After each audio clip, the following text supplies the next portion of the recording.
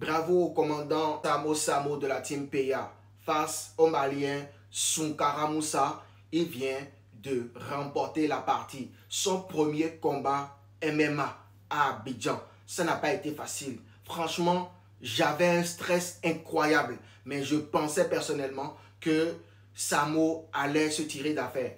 Car depuis toujours, de l'histoire de la Côte d'Ivoire, le Mali n'a jamais battu la Côte d'Ivoire. Déjà dans le football. Donc je me disais dans le MMA, avec toute l'énergie qui entourait Samo, Zaba le requin, qui lui a fait un bisou sur le front avant qu'il ne commence le combat, je disais que quelque chose allait se passer. Ça a été vraiment dur. Mais en termes de technique, Samo est très technique. Mais il n'a pas trop de souffle. C'est le problème de Samo.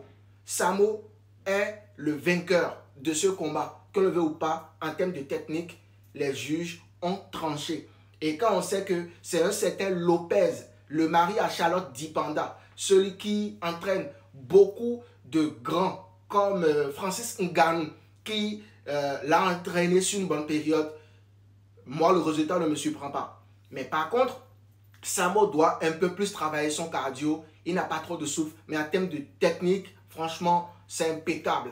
Bravo à Samo de la Côte d'Ivoire. Ce soir, c'est en fait la partie PA qui a automatiquement activé humilité sa maman chez les Ivoiriens là. Tony Toviho.